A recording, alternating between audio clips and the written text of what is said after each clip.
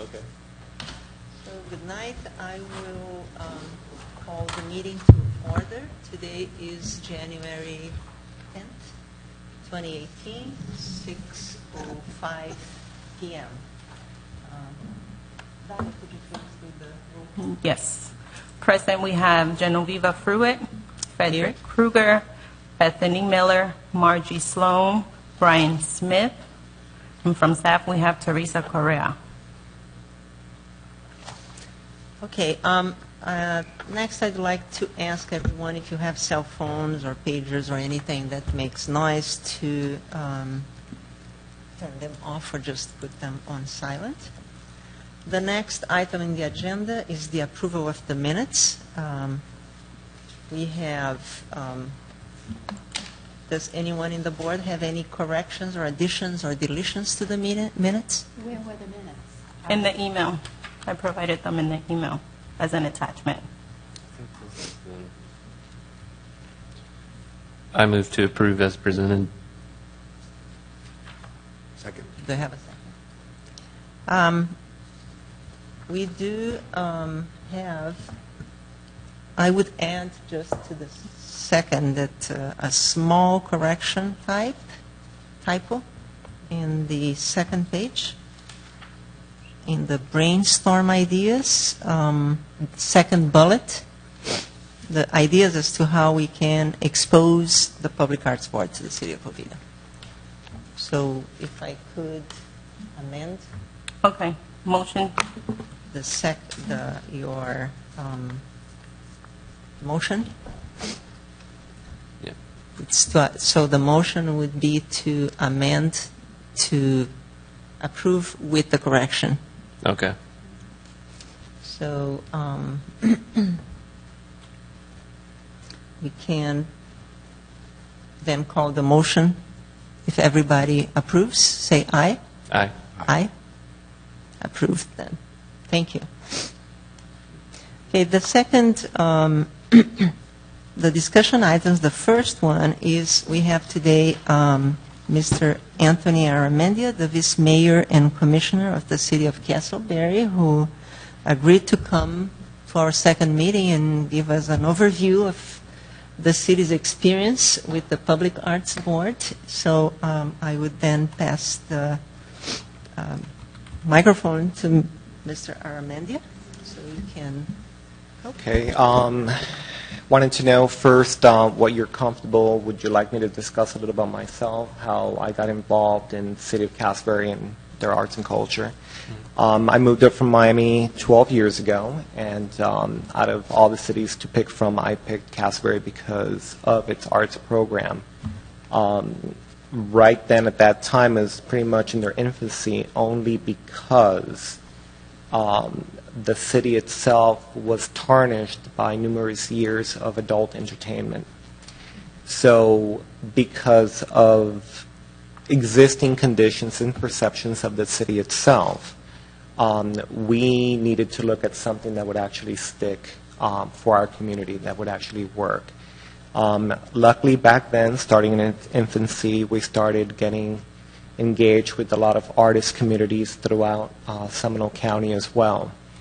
And we saw that the arts actually helped improve our community, the perception of our community, the events that we hold to improve the citizens' lives, their livelihood within the city itself. We were promoting a lot of people to come into the city and be able to use a lot of our facilities like the art house and such. Back then I was a volunteer, and I first served 5 years as planning and zoning commissioner. And it was not any different going into the seat and role of a commissioner in the sense of I was already a volunteer within the community itself, going out there, helping cleaning the parks and such. Me knowing that there was such an active artist community in Seminole County, we just started to continue the role of the art house and let that roll forward and go with it. Every community is going to be distinct. I will tell you that my experience has been when I've done events in other cities. Some of you know the Capon House in Winter Park, where they went ahead and they put it in a barge and they floated it across the lake. I was in that fundraiser. That night, they raised hundreds of thousands of dollars to move a house right across the lake. And here we are in our city, frustrated because I can't get citizens to donate $5,000 to do a Founders Day tree in our park, in our city park. So we noticed that maybe citizen engagement into some of these items are not beneficial, but let's see if we can go ahead and hold activities that improve the lives of the residents and improve the community reception. So we have the Art House. The Art House has been a place where every month we have an exhibit. The exhibit will obviously showcase different artist groups within Seminole County as well, and sometimes a little bit out of our boundaries as well, but that's okay. We have sometimes some touring exhibits that also come into Castleberry as well. Engaged with that, we also had the food trucks. Many cities around here have a food truck event. When it was introduced to me as food trucks, being from Miami, I'm like, food trucks? That's a roach coach. I'm not eating there. But we decided to try to improve it. How do you improve this?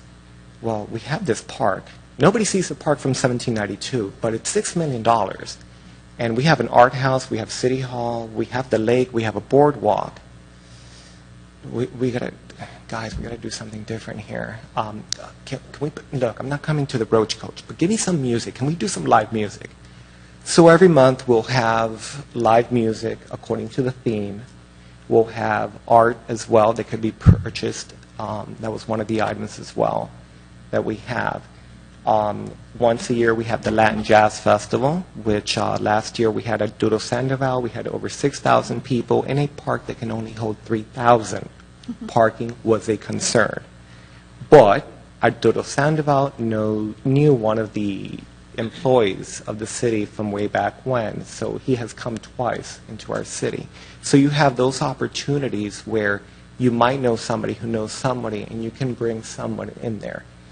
Granted, we know that when we do those type of concerts, we're not going to really furnish just for our citizens. We know that also you're attracting many people from elsewhere. This is the perception. We understand as well that certain sister cities would do certain things, like Red Hot and Boom in Altamont Springs. They can have that. That's their baby. Go for it. Knock yourself out. We're not going to do anything because you're next door to us. Our citizens, chances are, will probably go there. Within the realm of a couple of years of being elected, I was asked to serve in the Seminole Cultural Arts Council, where I'm now the vice president. So now I have a double hat. The double hat with that is that I'm able to now help Seminole County in all the different cities. We actually have a sub-board where we go out to all these cities and engage them and say, hey, you can have public art. All your walls around here, we can get them programmed every 2 months. We just worked on one project with Lake Mary where we went ahead and engaged their senior center after being remodeled. We were able to convince them that, hey, you have some artwork that could be placed upon your walls. Everybody does their deal differently. In the city of Castleberry, if the artwork is sold within City Hall, I believe the city receives a 20 or 25% fee for that as well. So within SCAC, we've done other engagements throughout the city, and I will tell you, I have spoken in cities where I have had elected commissioners who have said, oh, you Castleberry, you in Sanford can have that. We don't need that here. And it's very daunting to try to convince a whole commission that, at the end of the day, there's millions of dollars locally that are being spent in any venue that has to deal with the arts and culture in Seminole County. And for some people, they'll actually say, well, I might not be into art. Guess what? You have an iPhone? I think we all have an iPhone here and there. That's art. The car we drive, that's art. The interior is art. There was a designer that actually said, this is a beautiful exterior. We're going to put that. Everything that we touch, feel, hear is all art. And within that role, for example, we're trying to work on different initiatives throughout Seminole County One of them that we're working on right now is going to be an open studio tour where we're going to invite all people that are artists that have their own studio, whether it's a home or a garage. One weekend is going to be December, I think, 2nd and 3rd, or 3rd and 4th, and they will open their doors from 10 a.m. to 4 p.m., and people can go and see them work on the arts, and that's going to be a big fundraiser for SCAC.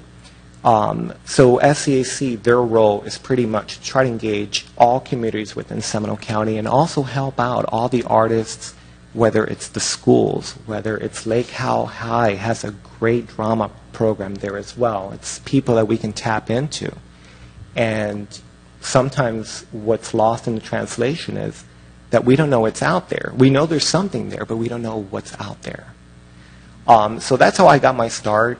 If anybody has any questions specifically, I'm open to that. Or if you want to brainstorm or ideas. How do you procure the art that you have in the park? The sculpture? Yes. Yes. The sculpture is pretty much something that we came up with a couple of years ago at the same time that Sanford did. I think we were a little bit more ahead. We have our parks manager that takes care of that, along with our art house director. Within them two, they go ahead and they go out and solicit, and they do the call for artists to go ahead and bring in their sculptures. Many of the sculptures that are there are lent, or we rent them. And there might be a situation where we rent them for a year or two, or the artist might actually lend it to us for a year or two. And then it will be switched out. And it might come from, be in our city for a while and then go to another city right after that. So that's not a big expenditure for you then? No.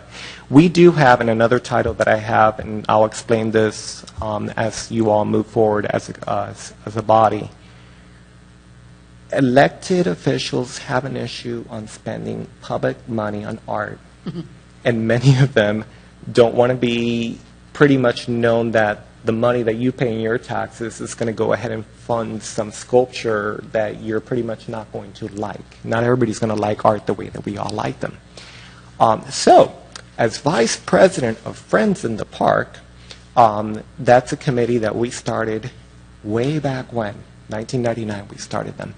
And essentially it was clean up the parks, improve the parks, clean up the lakes.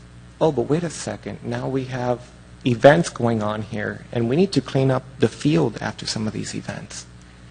And, now they're doing sculpture. Now they need all the elected officials are not going to pay for that. So Friends of the Park goes ahead and raises funds through a lot of fundraisers throughout the year.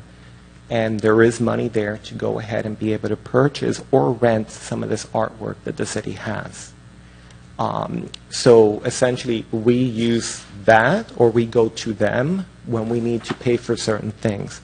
One of the things that we just released a couple of weeks ago is, along with Seminole Cultural Arts Council and Friends of the Park, they were able to fund the street light, the traffic light wraps that you've seen them in other communities in Florida. Together, we were able to bring the funds so we can go ahead and start that in 1792. So we got our first wrap of a traffic signal box that ordinarily would have looked like an ugly box or something. And we're going to try to do that during the 1792 quarter. Something else that we're trying to do as SCAC is also do a cultural quarter on 1792. The reason is most of the history runs along 1792. When you leave downtown, you're going to go every quarter of a mile and you have another spot, whether it's Lou Gardens, whether it's Winter Park, whether it's Lake Lily, whether it's Woodbridge Cemetery. I mean, I'm going up 1792. You're going to have the Belgian Gardens in Castleberry. You're going to have Senator Tree over there at Big Tree Park. You're going to have SEC. All those are cultural components, and most of them line up on 1792. The reason we would want to do that as a cultural quarter is because it would allow the communities to go ahead and apply for grants as you're moving forward. We can brag that, hey, we can do this. It's another tool in the toolbox when you go out and you apply for grants that we are in a cultural corridor. I started EarthFest. EarthFest is the largest Earth Day event for Seminole County. And I started that because I went to some sister cities. They had their Earth Day event, 5 or 10 booths. I'm like, oh no, we can do so much better than this. So we went ahead, we started the first year, 25 booths. The next year, 45. The next year, 72. The next year, 92. Now we hit about 100 per year. Not because I'm socially earth-friendly. All the cars I've ever had have had 8 cylinders, gas guzzlers. But it would allow the city to go ahead and apply for a grant because they're bragging that, oh, we host the largest Earth Day event in Seminole County. So sometimes we have to go ahead and reach out to try to make it work for the city itself. And that's one of the items that we used with the cultural corridor. So after we're finished doing those signal boxes in Castleberry, we're going to go up 1792, knock on Longwood's door and say, hey, would you like to do this? And continue to get that all along the corridor in 1792. Because it would allow us to have that extra check mark of, hey, you're in a cultural corridor. Was that clear? And that's the situation which I mentioned with Friends of the Park. We're able to use that to go ahead and purchase art for all these parks because ordinarily people wouldn't. I mean, yeah, they were able to raise money to move a house across the lake, but I can't even get $5,000 to put a tree in a park from the family of the Castleberries. So that's the frustration where you're knocking on their door and be like, you know, we could change the city's name. And that has been brought up before. But, you know, it's just very daunting. And I would say that as you're reaching all your hurdles, don't be placed in a situation where, no, you can't do it. Everybody's going to be different. Everybody's going to have their identity. And sometimes you don't want to oversaturate the market. You know, we have sculpture. Sanford has sculpture. Maybe we're over-sculptured for Seminole County.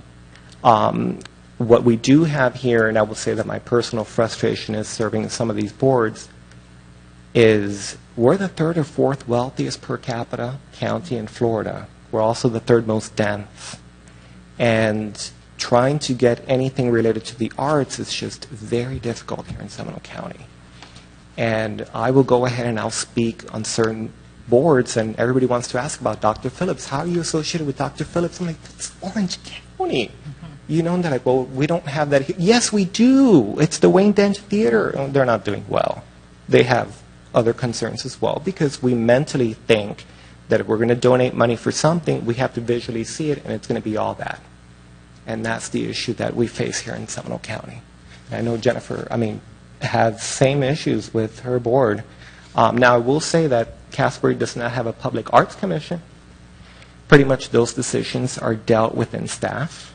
Staff has done a great job in soliciting and working to cultivate the arts.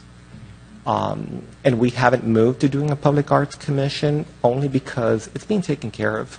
So we haven't had any pushback from our citizens otherwise. They're very supportive of that. I will say that other cities do have specific funding that would allow them to improve the arts and the culture within their community as well. But again, elected officials might have a problem with it.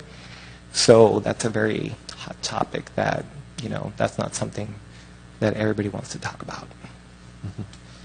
We managed to include in our proposal to have, for capital projects, to have 1% dedicated to the public arts, Okay. up to $50,000. So it's going to be, and it's, of course, it does not include infrastructure work, road work, but for public facilities, we are now getting ready to, and we are designing our new police station.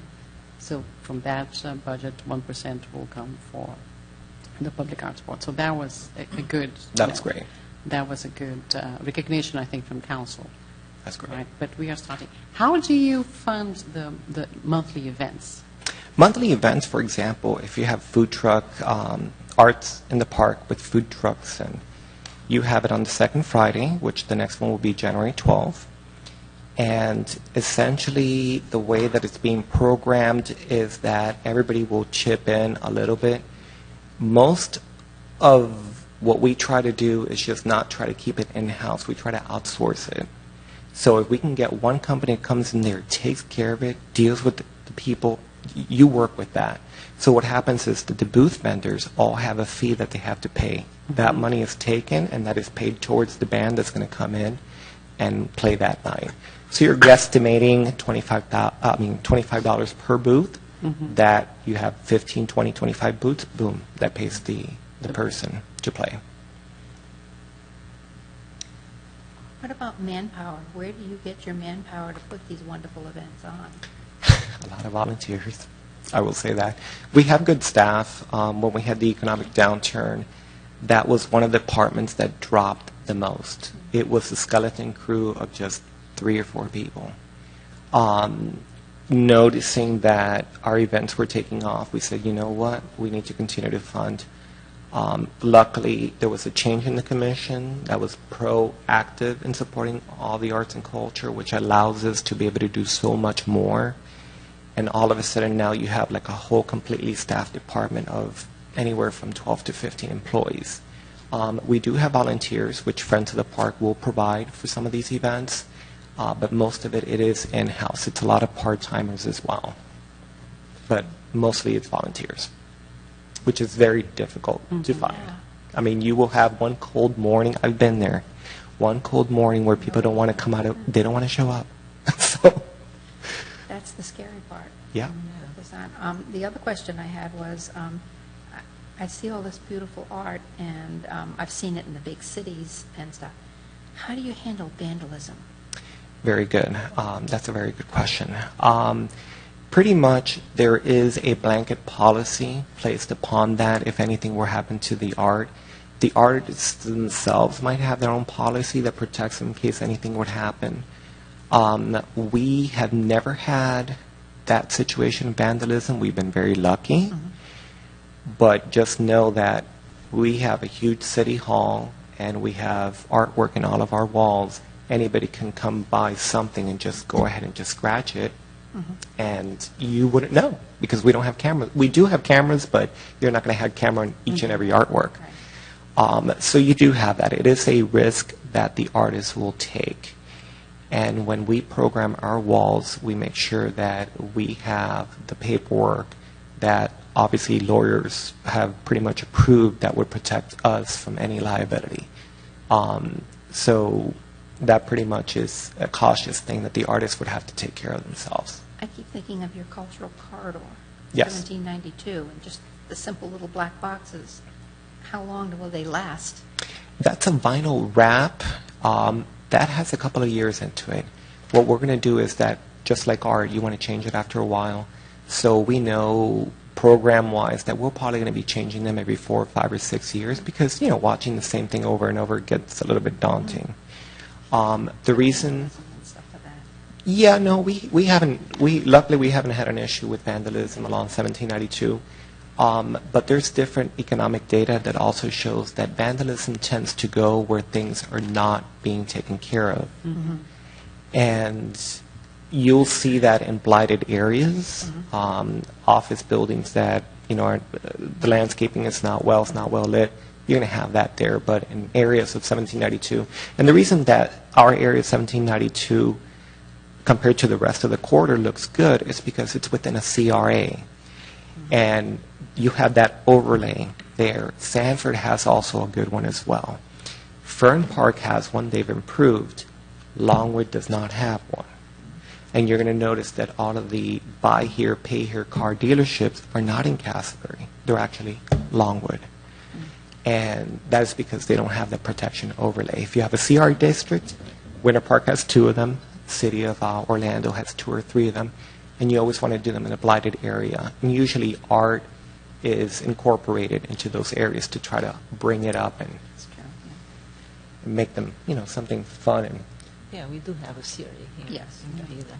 So, I've been to your event in the park, and it was a great event. But you mentioned the art house. Is that a physical structure you can Yes. tour, I guess? Okay. Yes, originally what happened was it was an old house. The city slowly by slowly bought houses in what you see as the park. There were houses there. And they received a grant. Again, not everybody gets a grant. You have to design the grant. What are you going to say in the grant? Oh, wait a second. It's a stormwater park. It's a stormwater park that received $3 million to redo because the water that's generated in the parking lot is being percolated through the park, so it ends up clean into the lake. Because of that, they received a grant. So they took the opportunity to go ahead and purchase some of these houses, and one of them happened to be one house that belonged to one of the Casbury families. They actually had that row of homes there 70 years ago. And we worked with Home Depot, who spent $10,000, and we went ahead and we renovated. Volunteers of Friends of the Park and Home Depot. And we went in there and we just laid tiles. We had to do the bathrooms ADA compliant. We have classes there on a daily basis. We have morning, afternoon. If you look at the programs, we'll have date night where you and your partner can have wine. You bring in the wine, they will give you all the tools. You can go ahead and paint with whatever said artist. Just very creative. And they also had kid programs, senior programs as well. Problem is that we have outgrown the structure, so we have purchased other houses along the way. Yes, we can purchase that, but now we have to program it. And then all of a sudden, because it's government, it's not a little $15,000, $20,000 renovation project. Now it becomes hundreds of thousands, if not millions. So we are currently in discussion to try to move the police department where it's now, which is on 1792, which is a high traffic count, on lakefront property. You never put public buildings in high places like that. So we're trying to move that into a more central area of the city, and then we're trying to have discussions, if possibly doing some arts and cultural center there, and bring the art house to that component because it's a huge 10,000 square foot building. So let's go ahead and bring the art in there. Let's go ahead and program the inside, and maybe it could be a banquet hall, a civic center of some sort. You will notice that there's going to be a huge increase of civic centers and banquet hall type of facilities because it's the area, and I will tell you from my own experience, when the areas become dense and there's more apartments and townhomes, there's less places for your guests to park in. Nobody wants to mess in their house. I know Christmas was not in my house. I didn't want that mess in my house. I made sure Christmas was somebody else's house. I don't care if I have the space for it. Not in my porch. And you're going to find that, at least in Miami, every other shopping center has a banquet hall. I mean, beautiful banquet hall. Yeah, Publix is over there, but this is your banquet hall here. It looks great. It's gorgeous on the inside, marble everywhere. Because the need is there. People just don't want to have that mess in their own house. So we're looking at that, and you'll find numbers that the one in Lake Mary is booked like months, if not years in advance. Same thing with the one in Longwood. So we see this as a potential point that might interest the citizens as well. I have a question about the Yes. art house. So it belongs to the city, Yes. the physical structure, Yes. and it's run by the city? It's run by the city. Yep. So and you said that you had all the people who work in the art house are city employees?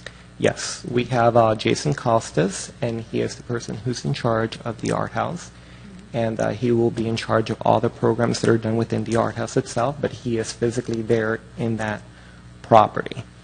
And he takes care of our programming, most of the programs that happen within that building. Is that an independent organization, or it's under the jurisdiction Rec. of some department? No. Parks? It would be Parks and Rec. We have it under Parks and Rec. So it's one specific kind of division of Parks and Rec? Nope. It would be Parks and Rec directly. And it's weird because not all cities do it, and we've had that situation where we have placed certain departments under other departments. The Parks and Rec department is actually under Public Works. And It's not an independent one? it's not an independent, so they're under the purview of that. But within that is our golf course that the city bought, and I understand Oviedo has bought theirs Yes. as well. And that falls under Public Works because we provide them with the water, the reclaimed water. So they felt that best to place them under that department. And here's a little bit of tidbit information as well, just from the side. The utility department pretty much owns the city. They make more money than we do in ad valorem. So for City of Oviedo, I understand that they were able to purchase the golf course by doing a specific stormwater fee because they're using a stormwater. Again, you have to be creative of how you write some of these or how you make some of these decisions, because then in the future, it can help you instead of hurting you. So that's why we have it under Public Works. Since you've been so heavily involved in the growth of art in Castleberry, what are your thoughts or your recommendations for what another community could do as a initial impact, relatively low-cost event that would get the name out that we do have a public arts board and are wanting to do things? I think that's the best question that everybody pretty much asks is like, what sets us apart from everybody else? Obviously, you have a study. I haven't read it, but it looks like it's pretty much detailed in that information. What you have that's rich that we don't have in Casper is you have history, and you have a history that's much longer than what we have in Casper. Casper was founded in 1940, and it was really North Winter Park. It was called Winter Park Gardens because old man Hibbert Castleberry, that was his gardens. So that's Castleberry, how it was founded. But understand, too, when we try to, or we see a community that's doing well with their arts program like Winter Park, we use that as the pinnacle. That's the example. This is who we want to be. We want to have a Park Avenue with brick streets. Unfortunately, they had over 100 years of experience creating that. And we're not going to have that because we won't be here long enough. So I would say find what is unique to your community. It's okay to test different things. Nothing to be scared of. When I do events, we just had one event a couple of months ago. It was the top brewer craft beer competition. And somebody helped us set us up because he's a craft brewer in Castleberry, the only one. He did all the legwork, but we're the ones hosting it. We're the ones getting the liability. We're the ones getting the insurance. We didn't know how that was going to go. Luckily, the morning of, when all the numbers came in, they're like, Anthony, when you open the doors, the event is paid for. I'm like, oh, thank God we don't have to pay out of our pocket for Friends of the Park. It was a fundraiser for Friends of the Park. And we didn't know there was going to be such a good success. I would say, do your research. Go to the other places, see what they do. You don't want to copy, but you can always enhance and improve and be creative. Yes, sometimes you're going to find out that this might not work. Change it a little bit next time. There's nothing wrong. As long as you're doing the event, there's nothing wrong. Because at that moment, you're advertising that, hey, this is who we are, this is what we're doing. But always stay true of what it is that makes your community unique. You know, and I know when I'm driving in here, I see the city limit sign, I see chickens. I'm like, okay, I could play with chickens. I think we can work with chickens here. And there's many other communities that have, like Winter Park has the peacocks. And that worked for them. That's what sticks to them. So I would say just improve and expand into what it is that your city is known for. And when you have events, feel free to study what other cities are doing throughout the nation. That's where we get a lot of ideas. Read your local magazines, your national arts magazines, and see what's working in some other cities. That's what we do. So let me ask you, do you have any experience with partnerships that you could tell us that would be good to, because we have a lot of local, if you go to Winter Park, the museums in Winter Park, right? You have all the Morse Museum, the Cornell Museum. They are big, influencers, right? Big. Is there any experience with partnering with either, colleges or schools? Partners will knock on your door when they need from you. Okay. Not when you need from them. Okay. That's what we have learned. You can have a really good friend that works in an organization, and you can try to get them involved, but everybody will want to see what's in it for them at the end of the day. And it doesn't have to be monetary. Sometimes it could actually just be exposure, name recognition. I look at who is paying for some of the events at sister cities. There's a city west of us where I look at some of the promotional paperwork that they have, and I'm looking at all the logos of all the corporations. I'm like, there's $30,000 of sponsors here. I can't even get 10 for one of our events. Come on now. So it really becomes about contacts and who it is that's willing to go ahead and help and have that heart to go ahead and want to help an organization. I understand that UCF and the City of Oviedo have a partnership related to the golf course. So, at what point, I'm hearing that conversation, I'm like, do I need to knock on UCF and say, hey, if you want a smaller golf course, come over here? So you have to be careful, and sometimes people want to protect that. Now, that's wearing the Casselberry Commissioner hat. When I'm wearing the SCAC hat, oh no, I want to work with everybody. And if I know that you have a contact somewhere, hey, call that person, see how you can help them. Airport, you know what? You need some art in your walls. You're a little bit boring right now. Who do we know in there? Okay, let's contact her. Let's see how we can help her with that. Because we want to make sure that we help all the citizens. At the end of the day, if you're successful, we're all successful. Exactly. I mean, there are small cities, right? I mean, you're coming from Yes. Miami. I mean, if one city is doing well, it will attract and will have a domino effect on the others, right? So Yeah. that's something that everybody is going to. And you're going to have situations, too, where we all check the calendars of what everybody around us is doing to make sure that we're not on the same event Competing day with, another event. Or sometimes you just have to do the event. Just try to make sure that it's not the same event at the same time on the same day. So if Oviedo is doing some, Brews Festival, we want to make sure that we're not doing anything that month. We'll probably do, a dog competition or something. So it just depends. So for what you are explaining to us, the way that now, of course, that was built during a certain time, like Yeah. you said, in Casselberry, you have the city involved through a structure, which is not only a department, the Public Works, which I think it's key for the success, It like is. you said. And you have an institution, which is the Art House, that was also, of course, built over the years. And you have a dedicated personnel in the Art House. So the reason I'm listing all that is because of my question, the next question. The next question is, when you do all these, and you have the foundation, the Parks Foundation, so you have Yeah. all these elements together. When you approach things, or how do you come with your projects? Who decides that? Is that something in the program of the city? It's the Art House? It's It will be... how do you approach a possible partner or sponsor? Yes, usually, that's a good question. Usually what happens is, which happened a couple of, 2 or 3 weeks ago. Hey, we need something with dogs. Dogs are in right now. It's a fundraiser. We can do something. Let me go online. Let me see what I find out. Hey, Linda, that's our parks manager.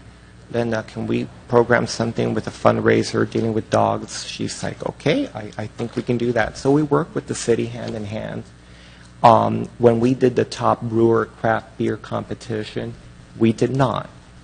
The organization went ahead and rented the park, who went ahead and pulled the license on the insurance on their own to host this event. Why? Because the city said, this is an alcoholic event. We don't want to deal with this.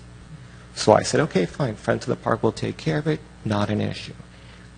So we have open dialogue with them of what they can and cannot do, and if they're going to support us. So we co-help each other, and there'll be situations where it's like, look, can you give me some employees as help, and I'll have my volunteers. So it's a hand-in-hand partnership to be able to do this.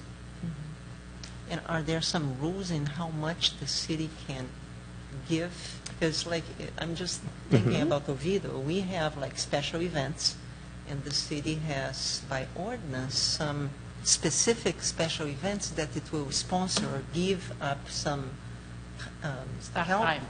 Yeah. up to a certain amount. We do. Others, the city doesn't necessarily, help. Yes, yes. And So all this kind of things, how, this is dealt in Castleberry. yes, because I wear different hats, and that's the problem. I do not walk in there as a commissioner asking, hey, can we do this? I come in under the hat of Friends of the Park. I'm the vice president. And do you think that we can do this? And this is my idea. And then a meeting will take place with staff, and they said, okay, this is what we can do. These are the expectations. Who's going to pay for the advertising? Who's going to pay for garbage collection? Who's going to man the parking? And we just come to that type of agreement, saying that this is what Friends of the Park will be responsible for, and this is what the city will do. The city has been very good with us in the sense of music talent. For example, Arturo Sandoval, I know him personally as well. When he received the contract, he called and he said, what is this? It says, City of Castleberry Public Works Department. What am I signing? I'm not working for utilities. So I had to explain it that it's under the purview of that department. So you're going to have a lot of confusion with that. If we have an organization within the city that would go ahead and sponsor, like we did with the top brewer craft beer competition, they came to us. They were the only brewer in our city. They came to us. They said, hey, we have the connection of all these brewers in Central Florida. This is what we can do for you as a fundraiser for Friends of the Park. We really didn't need anything so much of the city other than, hey, would you people like to donate the park? But the park was so cheap to rent. I'm like, you know what? Let's just leave them out of it. It's a liability for the city. We'll go rent it. We'll take care of everything. So then that way it doesn't fall. So a lot of it has to do with a lot of common sense and what the city is willing to undertake. How did you get the Friends of the Park established and up and running? Okay. It started back in 1998 by a couple of other commissioners from a different era. They were having issues because the parks in general, we have over 20-something parks and the golf course, and just now. And the attention wasn't given to the parks as they needed. So one commissioner, along with a few others, just started running with that. I came in from Miami. I go to the city, and I'm like, that park across the street, I'm like, y'all need to put some trees and shrubs over there because I'm tired of looking at that. And they're like, well, we don't have any money. Oh, you need money? Really, you need money? Oh, got that taken care of. Don't worry about it. Tell me what do you want to see? What do you want to see planted in there? Oh, well, we like some oak trees and this and that. Okay, that's fine. I'll take care of it. Just tell me if you're willing to maintain it. Once, there's irrigation and everything, they're like, yeah, okay. So I go ahead and knock on all the doors next door to me. Listen, we're doing this on Saturday, and if you want to help monetarily, go for it. So that's how that started. When all of a sudden, one Saturday morning, the whole park was pretty much redone. Thanks to staff. Staff just came in on Monday, and they're like, you people did that? I'm like, I wanted some shrubs. I'm like, you got trees and butterfly pants and everything else, so we made it cute. We then took that and we incorporated as a non-for-profit last year, only because we had an issue with trying to raise funds to be able to get our non-for-profit status, which was thousands of dollars. And this is having lawyer friends that are just doing the most basics to make that happen. And we just didn't focus on it because we weren't going to the companies that were writing them off. Whenever we would go to Home Depot, they wouldn't ask for that tax exempt form. They're like, yeah, you take the rain barrels. You do take all the flowers. It doesn't matter. Because they didn't require it. Some other organizations, maybe doctors' offices, they're going to want that. So we just got it last year. But we have been active since 1998. And it turns out that with what I did, there were other things that I was doing as well. There was one lady in the neighborhood. She saw me renovating one of my rental houses. Hey, I wish that my house would look good. And I'm like, well, what are you doing Saturday? And she said, well, I'll be here. And I said, I have a paint spray machine. We'll take care of it. Don't worry about it. Tell me the color that you want. She picked the color, and she said, you're going to do this? I'm like, yeah. So we knocked on all the neighbors that criticized the lady, because she wasn't taking care of her house. Problem is, we assume things, but we don't do the research. So when I spoke to her, her husband had just died from cancer, and her son was just killed in the war. The neighbors, and nobody knew that. But all of a sudden, because her house wasn't looking good, oh, she's the problem. So we went in, and everybody that criticized her, hey, we all went ahead, we painted her house within 2 hours. So then that became something else that Friends of the Park did, and we did it for quite a while. We just had to make sure that the houses were paid for, and they weren't under foreclosure status, and that would help them out. So Friends of the Park didn't become just cleaning up the parks or the lakes. We just kept expanding. All of a sudden, we bought a golf course. Oh, let's go ahead and program the golf course. Let's do Wine on the Nine. So we did that as a fundraiser with the golf course, too. That's something else that might work. Wine on the Nine will usually attract business professionals, corporate professionals as well, where they just want to go in and play for a couple of rounds. By the time you hit the fourth or the fifth hole and you have another glass of wine, you're pretty much done playing. But it was very fun. It was well attended. So these are little ideas that you'll see other communities doing. You sound like you're the integral part of this whole thing, though. And you probably need someone with that focus, contact, drive, passion to make all of this work and pull it together. We do, and staff has been great. Staff has been a very important part of making this happen. Their heart is in the community. It's not an employee that lives XYZ and they're just working, collecting a check over here. They're Ovida's like that. Yeah, their heart is in it, and the person that runs the Parks Department, she was also a board of director member for Seminole Cultural Arts Council. So she has that access, just like I have that access as well. But you need to find those passionate people, and you might not find somebody that has a passion for everything. We have 2 people on the board where it's dogs, and that's why I'm like, I'm going to lose them. I don't want to lose them from this board. Linda, let's do something with dogs. So all of a sudden we come up with the idea, oh, we're going to do Mardi Paws. Instead of Mardi Gras, Mardi Paws. It might work, might not. If not, we'll tweak it and we'll change it next year. Who knows? But yeah, We you have need one to. here that's Bark and Brew, Bark and Brew, yes. which is very popular too. I mean, Correct. That's something that, Oh yeah, and there's many renditions like that. If you read, there's one called Tales and Ale. There you go. Puchapalooza, Paul's in the Park. I mean, when you're researching this stuff, you just see so many other items, and just got to be creative. Creativity is limitless. Let me ask you, is it getting easier? It doesn't seem to be easier because I would imagine that now that people see the effect, right, and all the great programs and the art house, and I've been there with the leadership. I mean, it's a very nice place, and the whole campus and all that. Don't people feel more committed to donate and help if you already see the effects of? You do. It has. Okay. It has. It's just a very slow process, and we're in a situation where we're built out, so it's not like we can ask somebody, hey, when you build a brand new subdivision, go ahead and throw a certain percentage in there. I wish we could, but we can't. We're built out. We have seen more people stepping up to the plate. The city itself has done a lot of infrastructure improvements that they visually can see the enhancements of. When things are given attention and they're protected, it's just like a brand new car. You park the car far away from everybody else. You want to make sure nobody dings it because it's brand new, so everything looks great. Problem is, most of what has been a decay for numerous cities, not here, but actually up north, the decay mostly comes because things have not been kept. Also in Florida, we have code enforcement, which is something that many other communities up north do not have. So when you get a couple of broken windows, you call code enforcement, it's going to take care of it, and if they not, at some point, it will be dealt with. With public art, I will say that when something is there, something is protected, something is enhanced.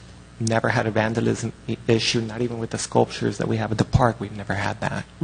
When we had the hurricane, my first fear was, oh, we have the park, let's see. Nope. We had one tree that went down, and it was a couple of feet away from the sculpture. So it's like, oh, okay, but we're insured for that one. So we were lucky in that sense. Because you're putting things outside. That's a whole different blanket itself. And you also want to make sure that it's cohesive. Sanford has their boardwalk as well. If you want to program that, you have to make sure visually that as you're walking somewhere, you have something that's grabbing you to go there and grabbing you to go there. You have to have a walk and a path. So you're going to have something here that wants me to walk over there, that makes me want to walk over there, and that's how you activate it. A lot of places, they just put something, it just dies. The attention isn't there. And once you stand there, where am I going to walk? Nope, there's no art over there. There's no, this is a concrete jungle. Where am I walking to? Placement is very important. And we can go into a whole different realm with that, but you're going to learn that as you're moving forward when you're doing situations like public art. What's your percentage of events as opposed to sculpture and painting buildings and art, on buildings and things like that? It sounds like there's an awful lot of events. It sounds like there's a lot more events than there is actual art coming to. Yes. Essentially, you have the art will always be there, but you have to bring in the people that will go ahead and come in and appreciate the arts. So while the sculpture is sitting there for a couple of years, you want to make sure that you have the events that are going to bring the people there. We wouldn't have a food truck event on the south side of the city because there's nothing there, but we want to take them and say, hey, the art house is open, City Hall is open, come look at the art. So the art will always be there, but the event is what brings the people to appreciate the arts. And also, But that's the work-intensive part, the events, it is. It is. having been involved in those before. Yeah. It's a lot of work, and even, like, for example, we tried to do a farmer's market. We did it in-house. It just was not working. It's whether you're in a parking lot, there's no trees, that hurts you. We're off 1792. You put it right on 1792, you have buyers. You put it in the park behind City Hall next to, you won't see it. Nobody's going to come in.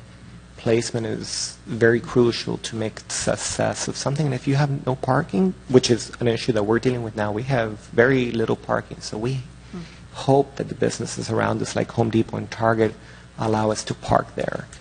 So it's Yeah, that used to be all big fields.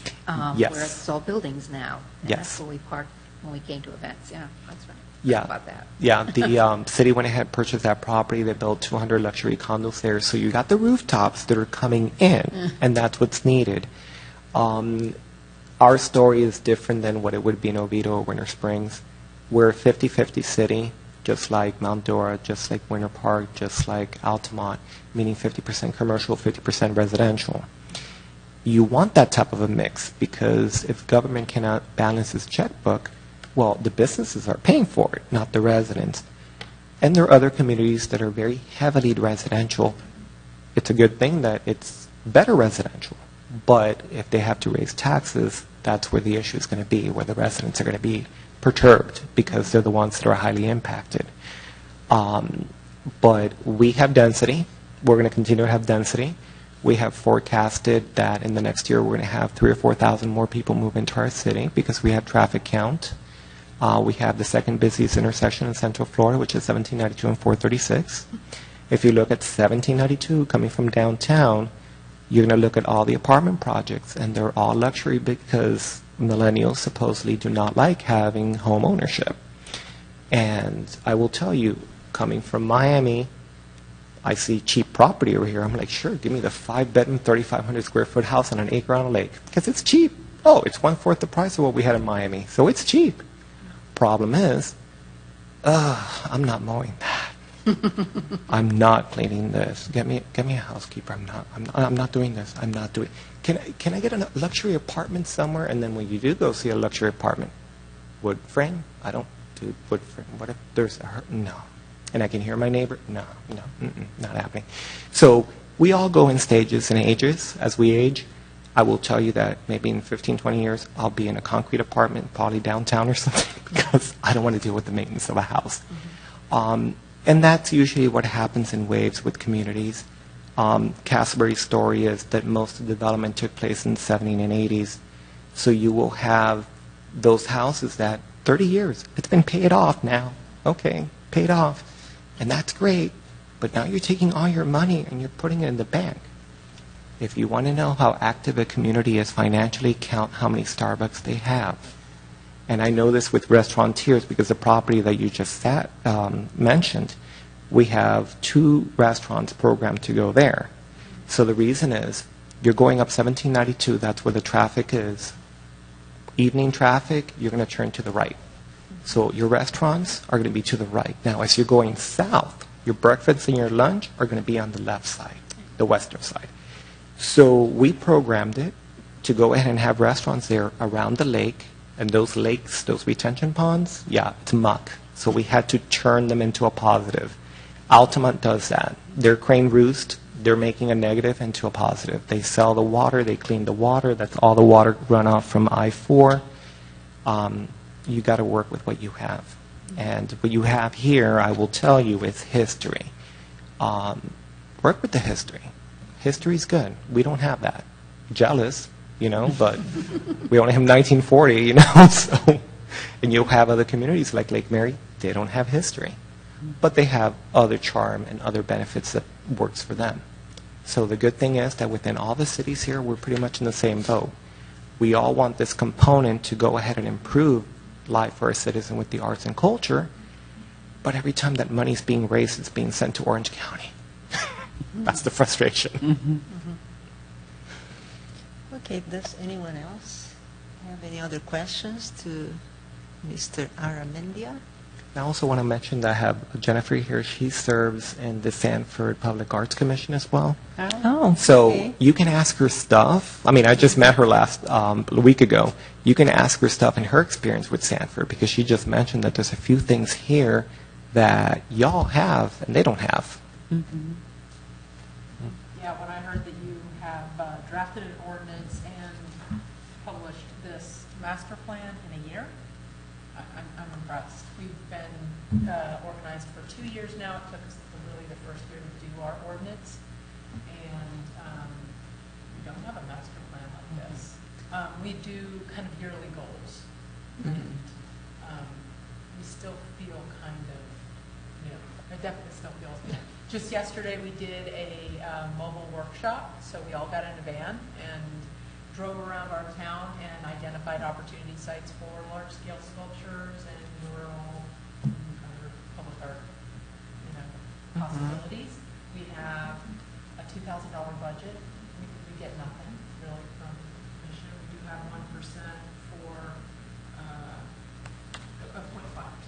And I don't remember if it's over 50,000, like what you were saying. I think yours also, because we when we dropped our ordinance, we checked Sanford's ordinance.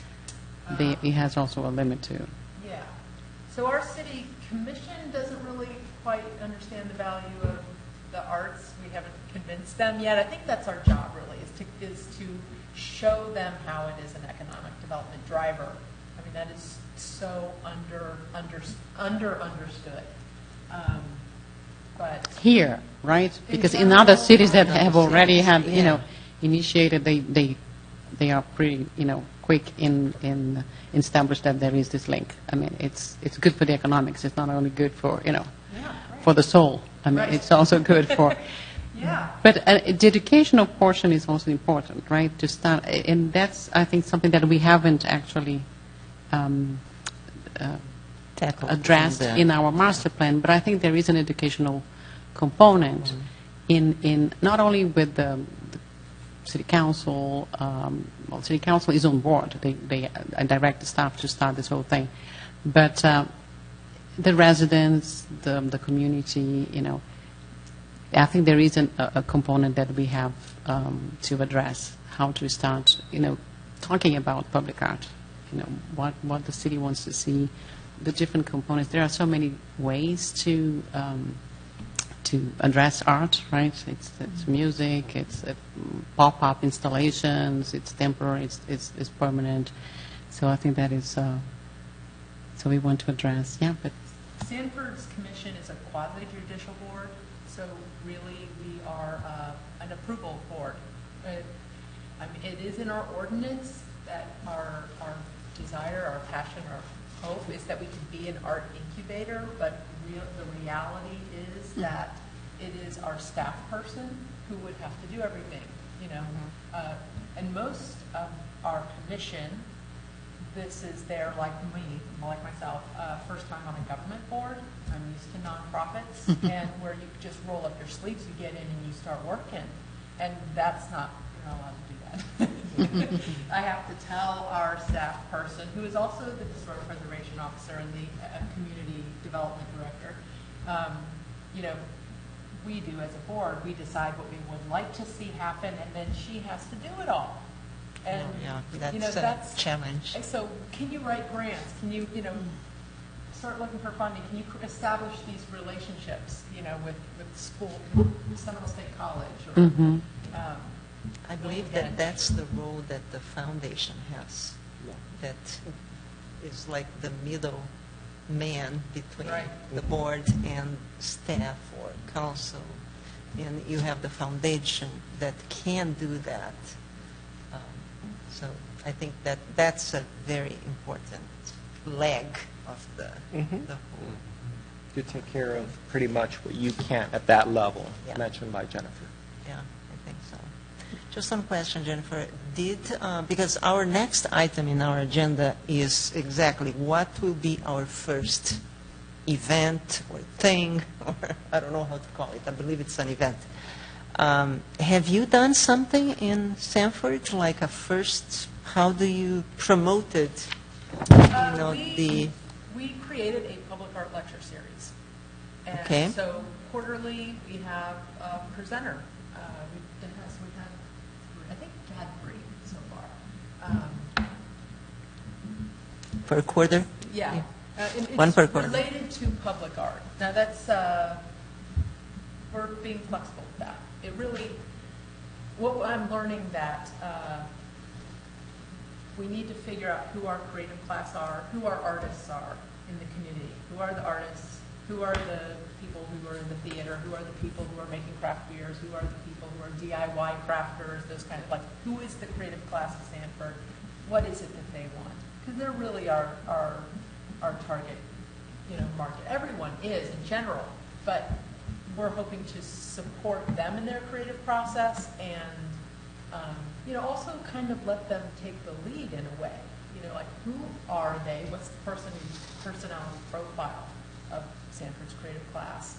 So that we, you know, are being of service, really, what we're giving in terms of presentations. But the public art lecture series was, because you don't need a big budget to do it, and it can bring people, and your commission board is doing something, you have something out there in the public for them to see that things are happening, and hopefully your city commissioners will come, and it's a way that you can kind of start training them that, yes, the arts are, you know, an economic development driver. They attract, you know, high-wage companies to want to live here. If you can prove that you have, you know, some enrichment, cultural enrichment, and some art sophistication, that's a real magnet. Yeah. Where do you run those lectures? In the theater? We do it, right now we're doing it in the Welcome Center.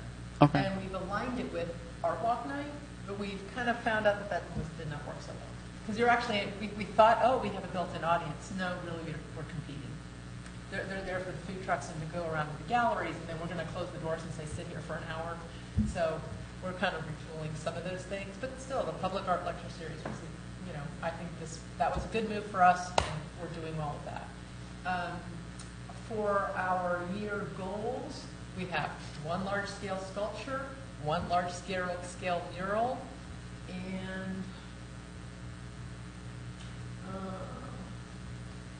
couple other things.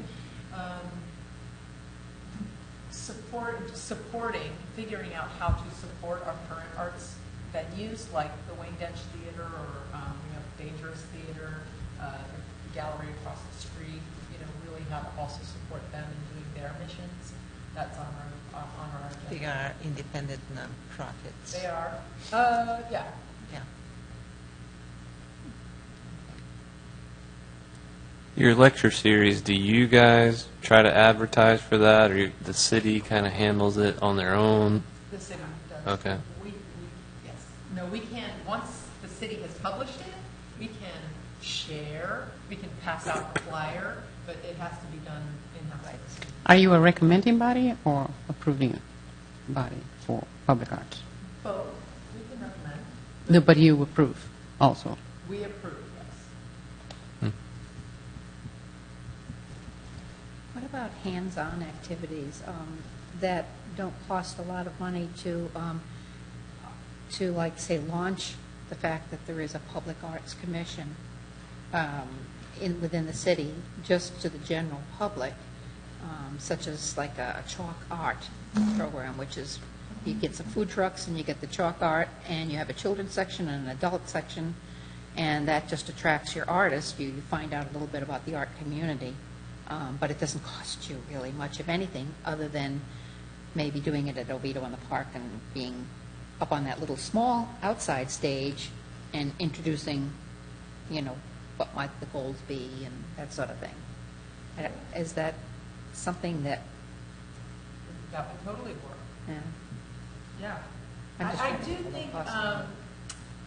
we haven't done this yet, and I'm going to bring it up at our next board commission meeting, is inviting those artists, is really trying to make a good directory.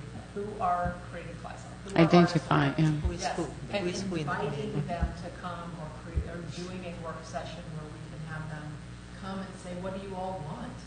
Yeah, brainstorm. Because I believe that here's the kind of ulterior motive. First of all, I am an artist first, and an arts programming specialist second. But my ulterior motive for wanting to invite them is the investment. That's how you get the emotional and personal investment from that community, and then probably help in producing. Right. Right? That's what we need, probably. Yeah. That's what I see. I mean, you guys could throw darts, and roll, and work hard and schlep stuff and set up stuff, and do all of that. But finding out who. First of all, you already know who are the big movers and shakers in your arts community. They might have. Do we? Really? I'm That would be. not sure. That would I be would my be the number one very first thing. recommendation. Recommendation, yeah. Identify. I think it's a very good recommendation. I don't know, do we? The I see. city's history, the longtime residents. As you go out there, just see who your creative sect is within your Yes, community, that's- and just ask them. Just have a frank conversation. What do you do? You're into photos? Oh, okay. Are you a part of an organization? It is. Oh, and what do you exhibit? Just have those conversations. All of a sudden, well, do you think you might want to exhibit here? And that's how that door opens up. And, you knock on 10 doors, you get 2, but at least you got something. Yeah. But identifying is very important. I think it is too. You're art educators, you've got art teachers in your schools.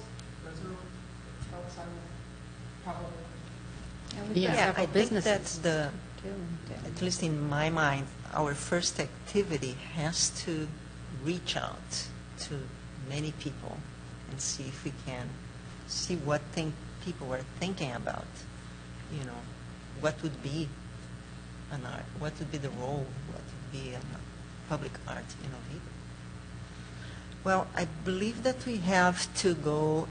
It's 7:10. We have to go with and do our next item in the agenda. I would, unless, do you have anything else or any other questions for our? Yes, In- Jennifer, I wanted to ask you, did you guys do any public art yet? I haven't been over to Sanford lately. So what did you guys do as a board? Any public art yet? In terms of, we've had 2 applications come before us for public art pieces, 2 murals.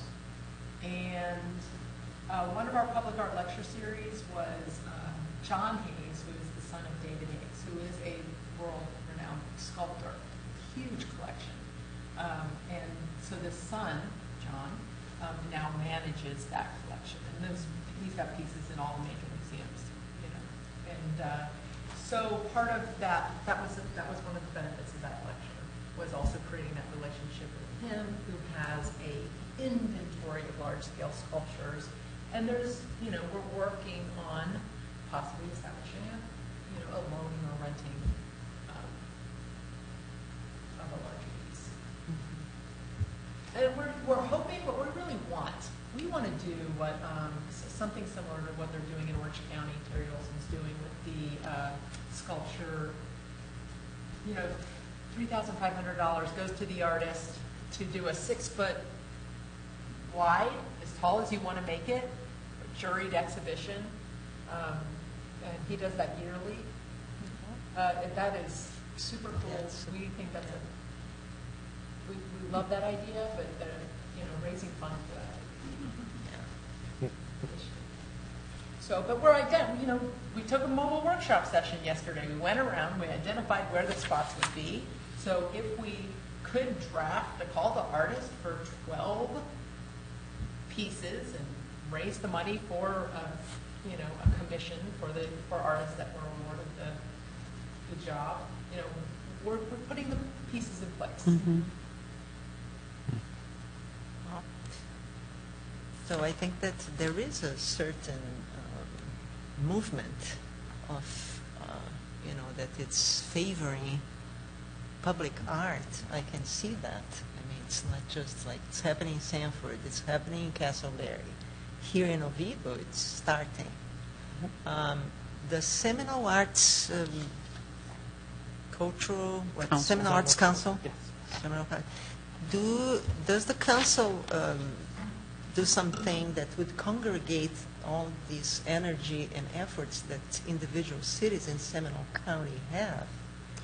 Or do you have any annual meeting or? Oh, we have monthly meetings, yes. Usually, No, but that would be an event that would unite, everybody that it's involved with public arts.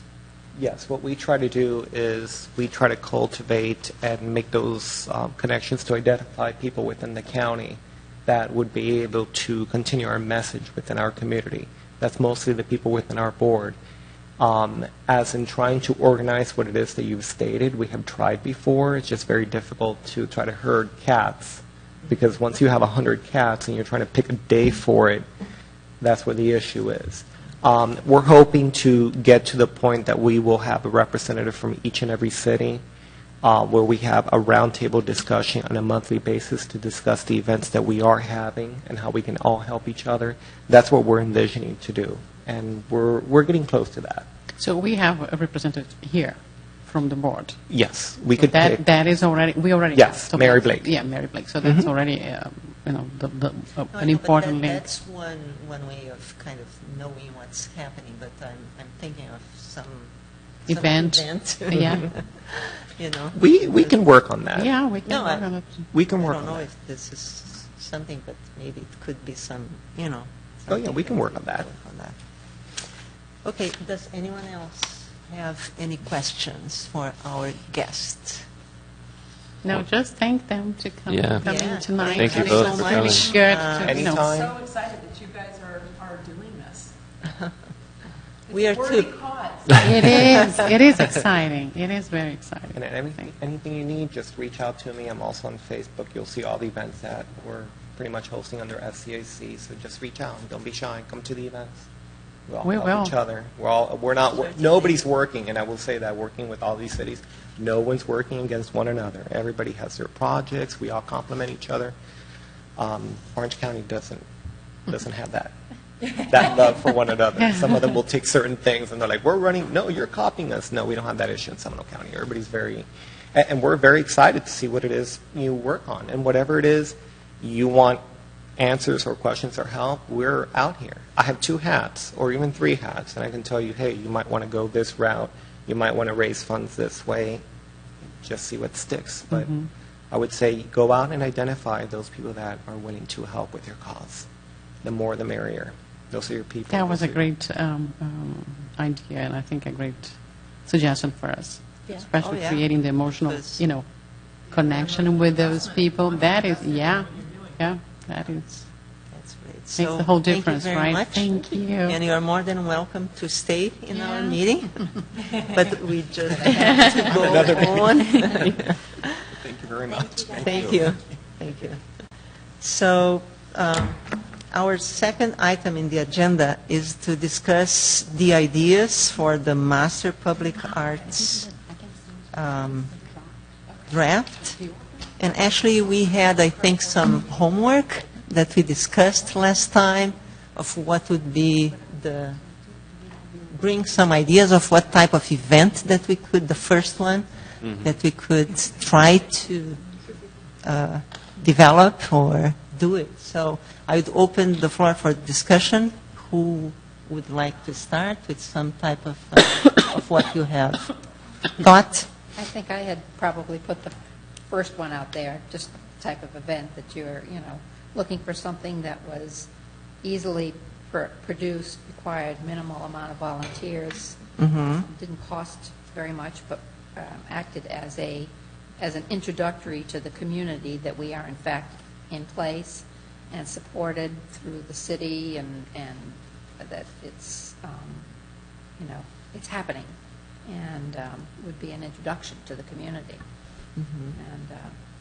And I'm not sure what one is appropriate, whether it would be better to have some other type of event. But again, I was looking at not having much money to start, Yeah. and being organized enough to be able to present what our goals are, so that if there is someone standing out there in the audience that day that says, "Oh yes, I have money, I want to contribute to that." And it needs to be something that involves participation by the artists in the community. I think so too, and if I may, And that's why I thought that the chalk thing, you'd get not only a children's section, you'd bring families because it's a children's section, and you could have it the theme of the chickens. Have your square, the sidewalk, some type of chicken art. And the kids could produce what they wanted to do, the artists. You could have amateur and professional artists, sectioned off. And then certainly there's businesses in town that would donate prizes, and if that's even necessary, but most people like So prizes. do you have an idea? It would be a truck event? What, pardon? A chalk event, or what would Well, be exactly? Have I would you call it a thought? sidewalk chalk art. Sidewalk.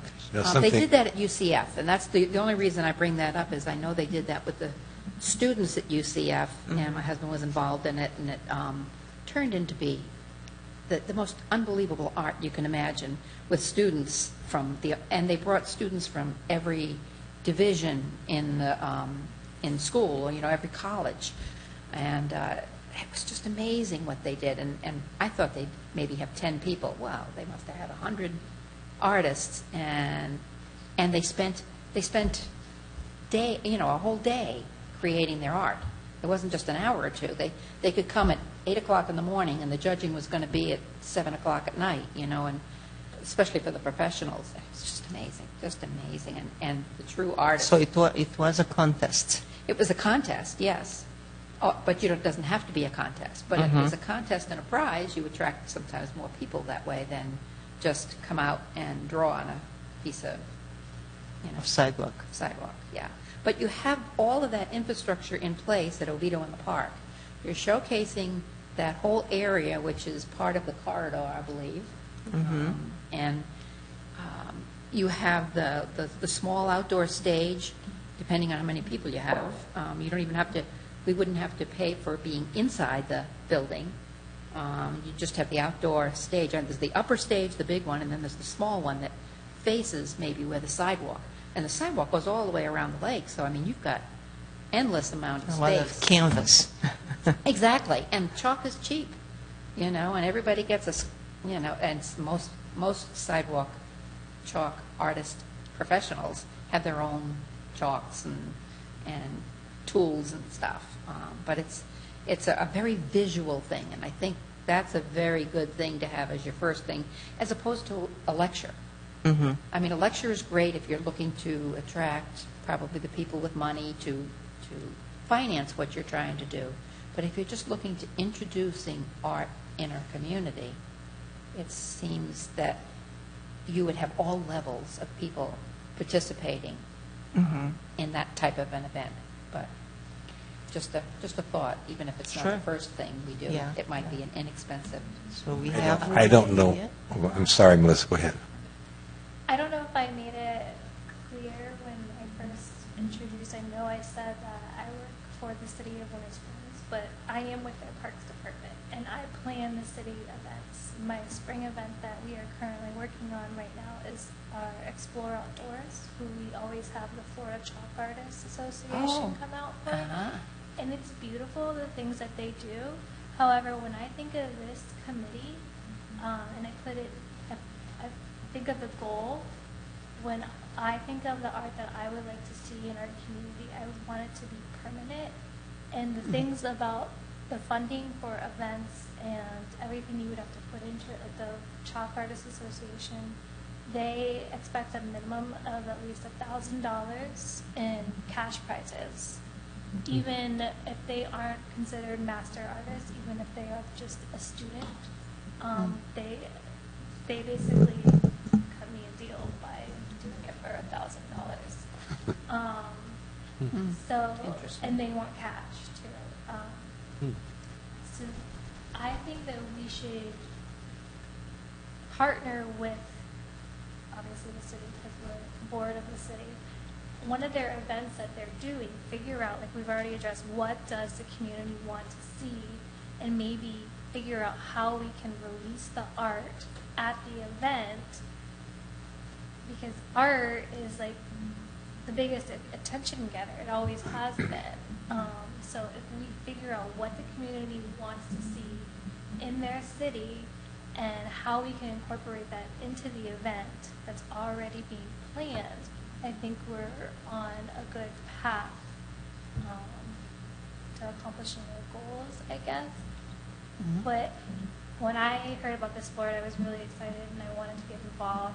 I did not even stop to think for 1 second that I would be thinking more about events, because that's already my job and I don't want to be planning any more events.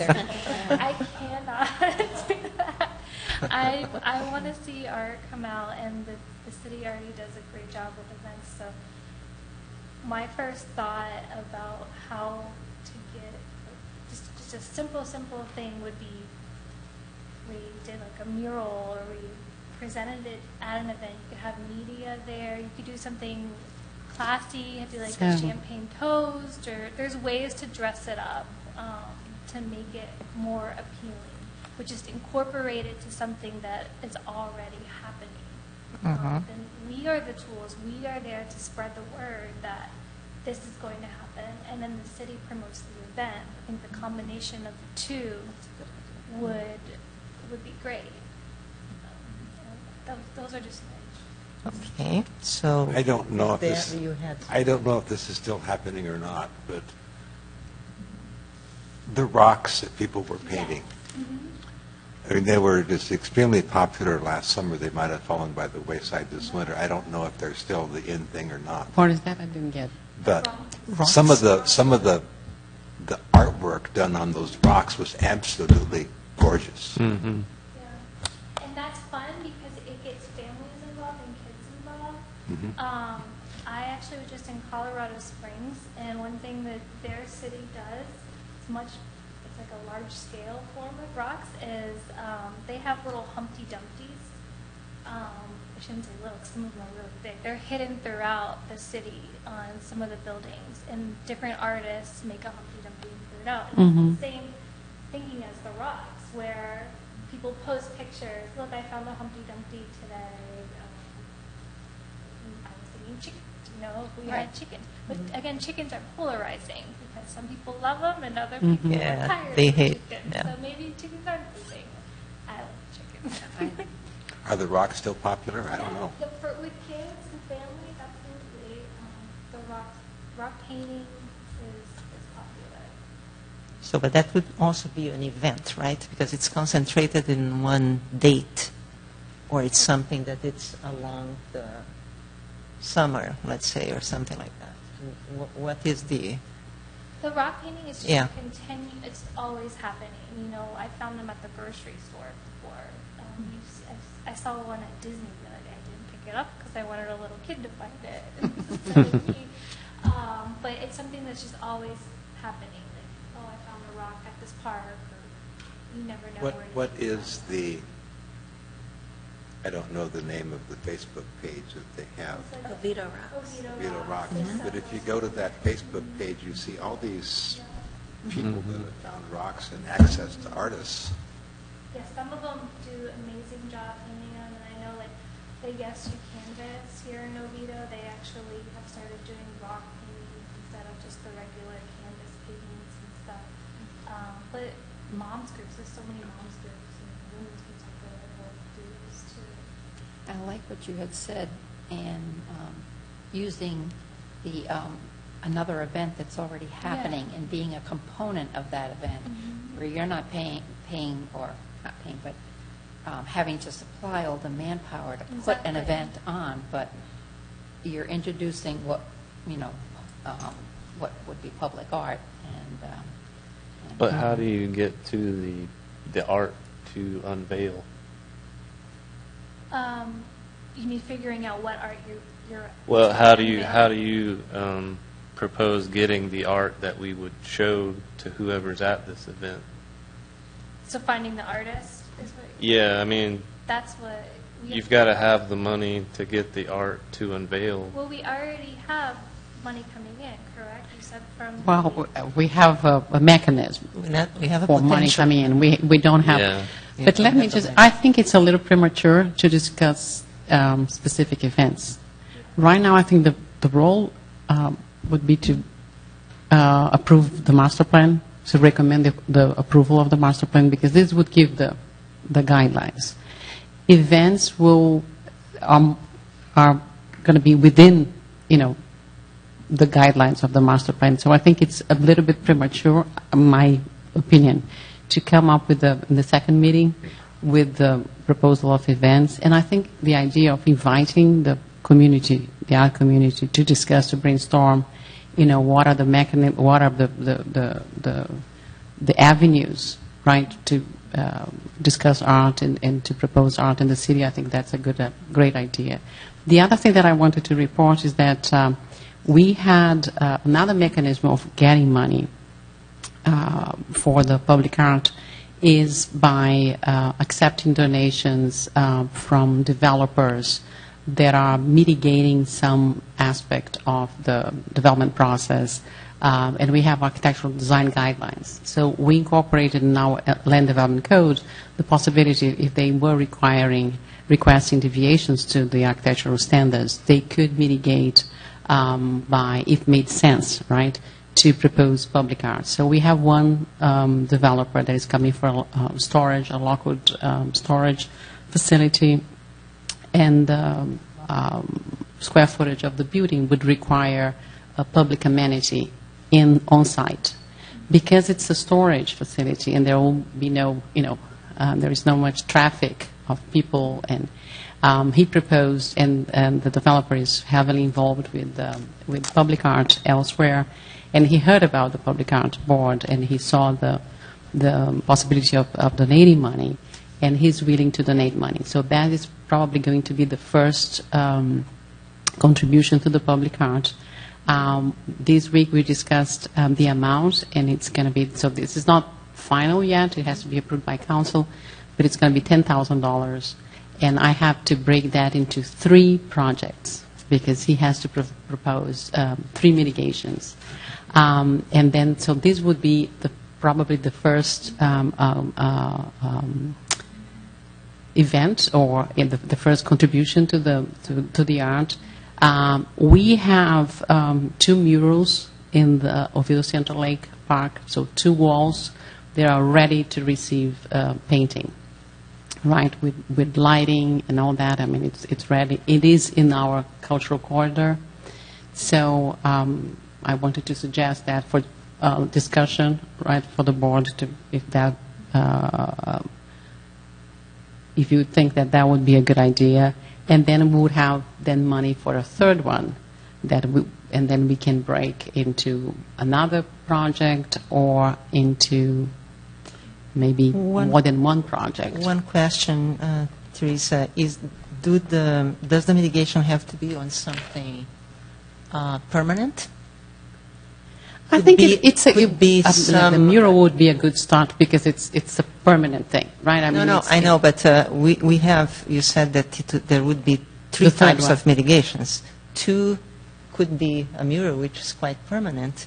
The third one, and that's the question, could it be some type of temporary thing that could be, in the sense, coming with the ideas that you two, and I have one too, that I'd like just to throw for discussion, is that could be one way of, initiate the thing.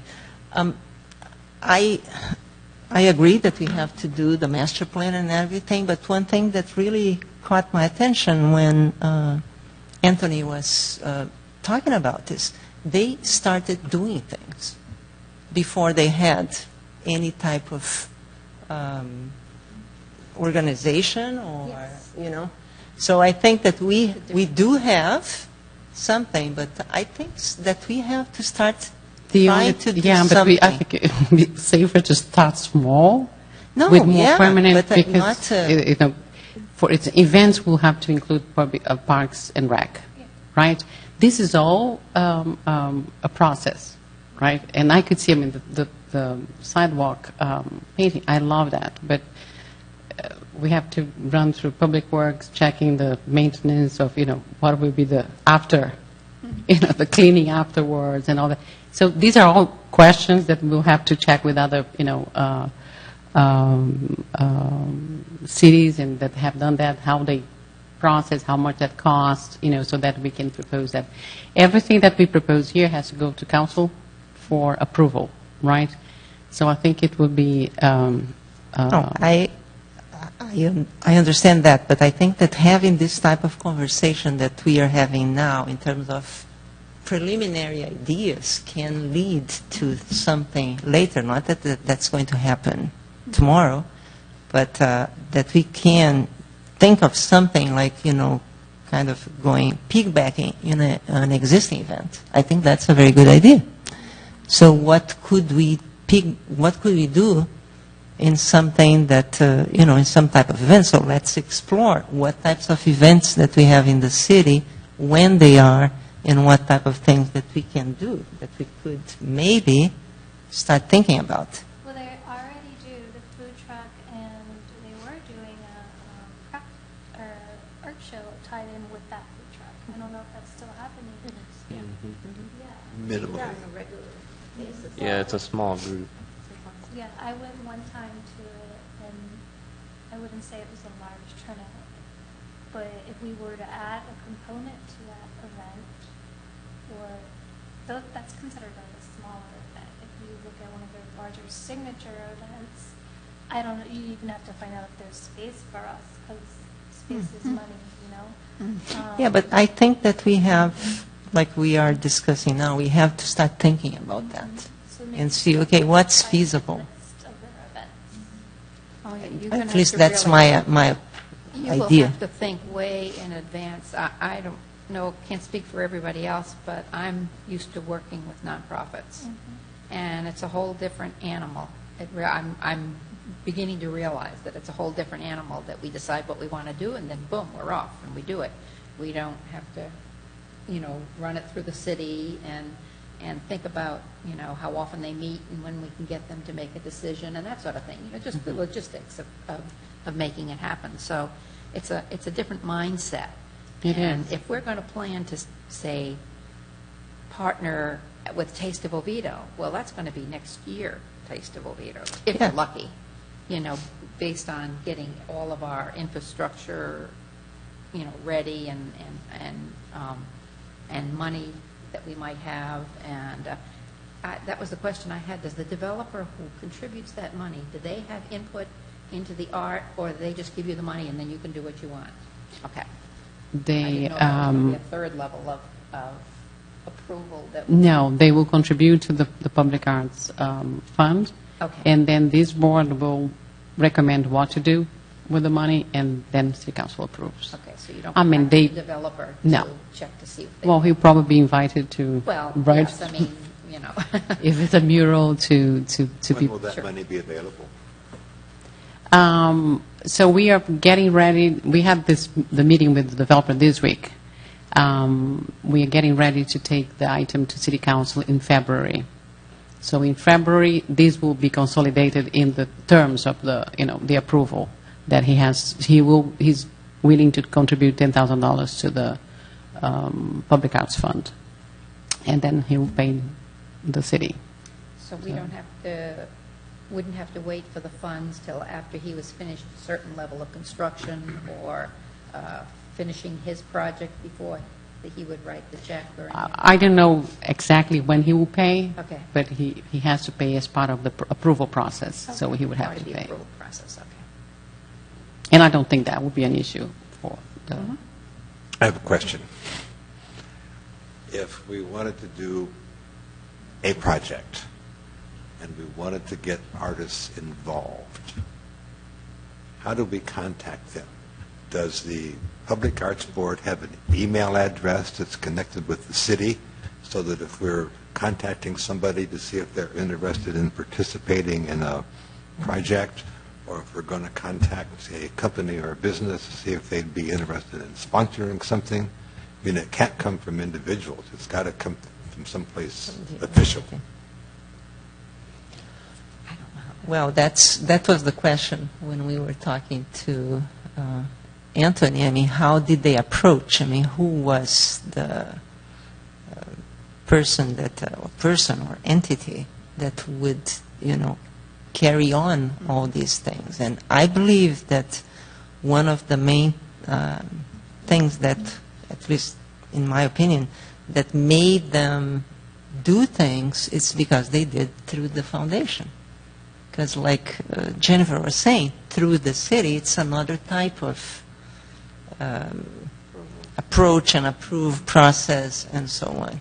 That's why I asked him Yeah. how he started the Friends of the Park and how did that get established. And that would sound like it might be something we would want to have in place before we even started. Although, with us starting, the city could actually be the Friends of the Parks because they're already in place. They're already the approval entity, as opposed to when he was starting, he didn't have the city involved, right? And That's what I And- understand. No, we have a nonprofit, which is yeah, the that's Friends of what I- Oviedo. Friends of Oviedo can receive donations, and if it's a donation that comes for a public art board, it would come they for the can public. target it? But it's not a foundation, and the policy was not to create a foundation, right? Well, So that I don't know exactly what would be the entity that could do that, so maybe. But I think we the- already have a mechanism to receive we have a nonprofit that can receive Friends of Oviedo. Friends of Oviedo can receive funds for donations, right? The case of the developer is going to be paid directly to the city as part of a mitigation technique. So that is a different mechanism, and it go straight to the public arts specific account that is going to be created just for the same way that we have a tree bank account in the city. Do we need to sit down with the Friends of Oviedo and establish a relationship with them in some factor? Because they seem like they would be an extremely important entity to make this whole thing get up off the ground and running. It's basically Parks and Rec, right? Well, there is no There's not an organization. There is not an organization. Is that just there is an entity that receives, and that was created, I think, for the Veterans Memorial in the Central Lake Park. So it's just a mechanism to have donations from the. So there's no chair and no... Yeah, who is the chair? Well, No, there's not a separate nonprofit there is not a separate organization. body, right? There is no. It's basically set up so that if somebody makes a donation, they can get tax credit Tax credit. It's a to nonprofit. a 501c3 503. or whatever. 503. 503. I think that's 503. 501c3, yeah. Yeah. So, Back to Frederick's point, like we were talking about maybe trying to find the artists in Oviedo. How do we do that? I have an idea for that.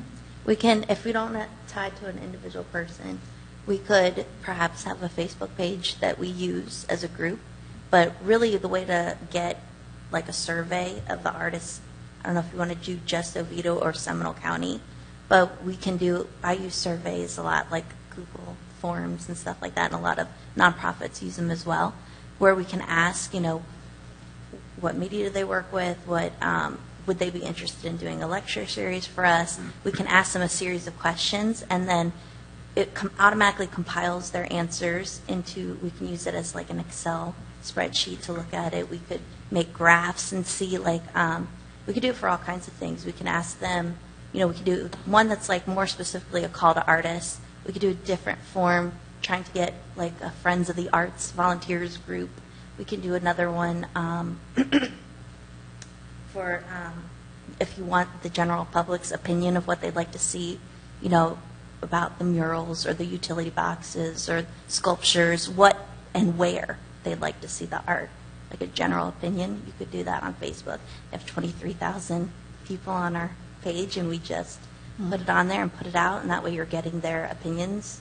And You mean the Facebook page of the city? it's just a survey. All those are just surveys that we can collect data, and we can see graphs of what all Are you that's talking about creating an independent Facebook page just for the For the Public Arts Oviedo Board, Public Arts or Board? incorporating it Can into the Oviedo Is that allowed? I don't think so. Facebook page? With this, we will need to, Jennifer Cockcroft could not come today, so the next... Yeah, we have to check that, I we'll think, have- because we I don't know can do how. surveys You can do somehow. surveys. You can figure out how we can do them, but we can send those out and, collect that data, that information. But you know what I noticed that we don't have, that they have? Anthony was a commissioner, and the Seminole Arts Board, they have a city commissioner who's on the board with them, who helps, she's on there. So we're missing that piece. It's definitely something Important piece. Yeah. To have a A commissioner. commissioner on the board, yeah, and heavily involved, And I'm sure, when you just look at the Seminole Arts Alive, that program, it's amazing, and every type of performance art you can imagine. I don't know if you've ever been to one of those performances, but they're just phenomenal.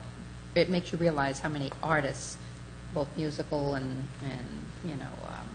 performance and artists there are around here.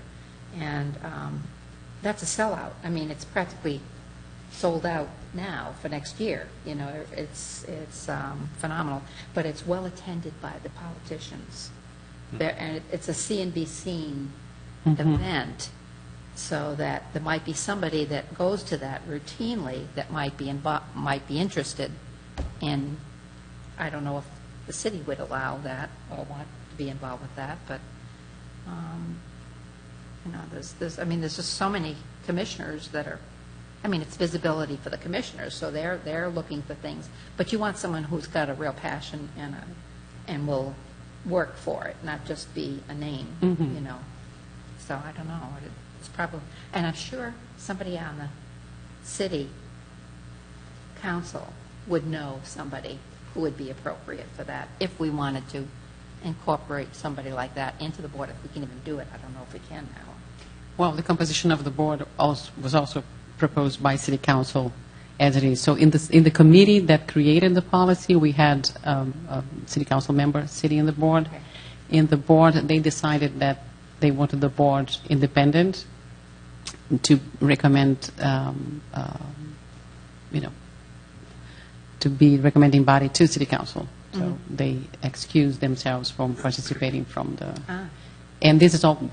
The City Council is the one that created the board. The City Council is the one that created, the policy. So you can recommend changes, but it's going to be a City Council decision again. I didn't know if we were limited to a certain number. And We are 9. We are It's 9. already filled. But if somebody were to drop out or something, or have to drop out, then... To be a City Council member here, it has to be also a decision of City Council. If they want to change the ordinance says that it's going to be 9 members. Okay. And one member from the Seminole Seminole Cultural Art Council. Okay.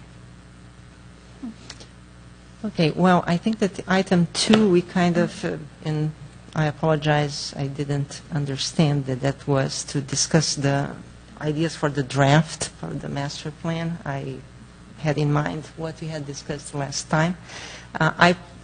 That's a question. Can I propose to continue this for next meeting?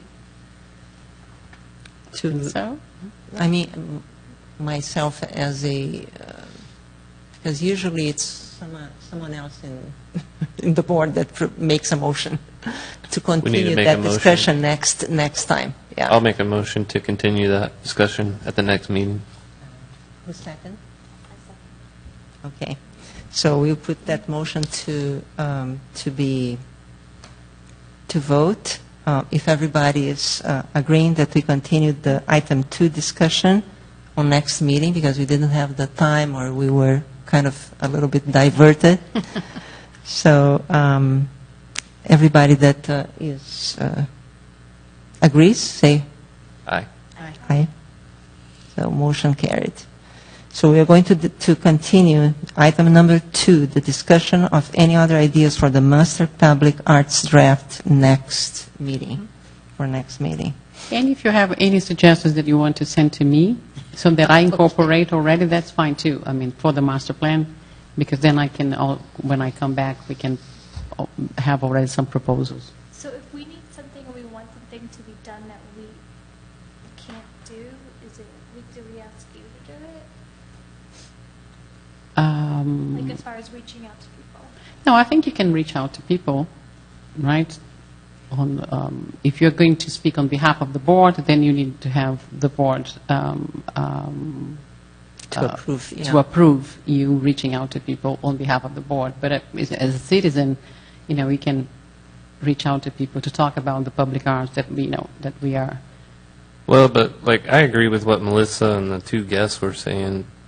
I think we should find out from the citizens and artists of the community what they want to see instead of us just proposing things. So that's kind of a board thing that we want to see. I agree. But you can reach out to people to invite them to come, right? If the board gives you the authorization. So I think that's the next step. Be a survey. Yeah, That we that's- put didn't we do the survey for the The Survey Monkey for Mike? the That could be a survey in our website, the city's website.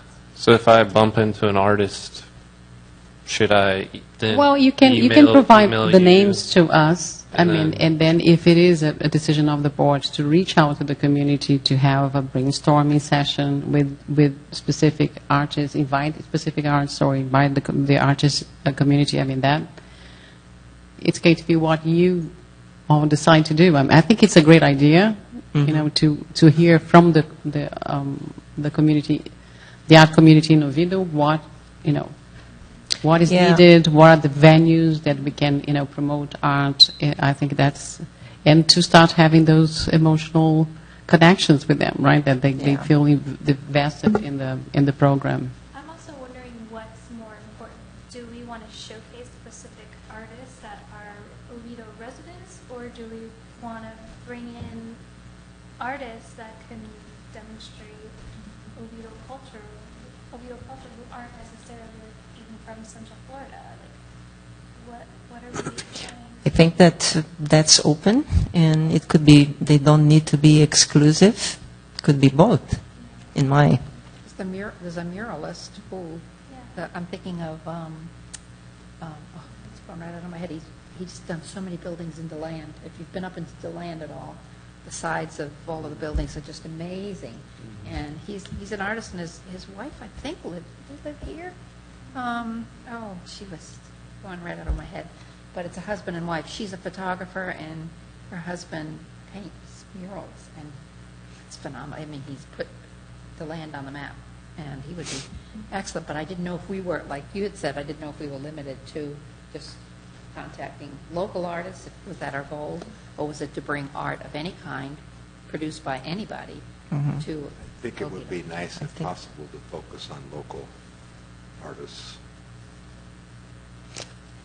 well, I think mean, that's just a promote- discussion that we have to have.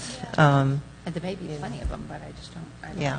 I don't know that answer. The third item in our agenda actually is the arts writer-editor of the Oviedo Winter Springs Life magazine, Jill Duff Hopes. I believe that she's sitting here. Would you like to say something? Yes, and I don't have a presentation per se. I just Why don't wanted you to- just come to one of the microphones, so, I'll just. because, yeah. Okay, so my name is Jill Duff Hoppus, and I work for Oviedo Winter Springs Life magazine, as well as Lake Mary Life magazine, Altamont Wekiva Springs Life magazine, and J Life magazine, our newest publication. I am an arts writer and editor. I'm obsessed with the arts, visual and performing arts. So I really, the main reason I'm here is not to give a presentation about me or what I do or anything, but it's to get a picture of you guys because I'm going to be writing a little article for the next issue of our magazine just saying, hey, Oviedo now has a public arts board, a public art commission. I am very much interested in helping arts grow in Seminole County. I love seeing more arts come in. So I will be wanting to write more about you later once you know, have a little bit more clarity on what you want to do, where you want to go. Especially, but you know, our magazine is bi-monthly. So I always encourage people to let us know about things just as far in advance as you possibly can. Because although it might not make, you know, like right now, we're working on March, April. I have to be finished with everything in January. So, you know, so I might not be able to get it into the next issue, but perhaps, you know, I can also promote things on social media and other things along those lines. I am interested in perhaps coming to your first event, whatever that ends up being. To, you know, I'd like to take pictures and anything you have that's colorful. I always say the more colorful, the better. So I love the idea of like kids painting rocks or, you know, murals or big sculptures, anything that's real visible and catches people's eye for the magazine's purposes as far as pictures. But tonight, it's mostly just I want to get a group shot of you guys, and I've been looking around the room trying to figure out a good place to do it. So as soon as you're done with the meeting, don't leave. You have to pose for me, and I have to get your names before you go. And that's really that. I'll be in contact probably.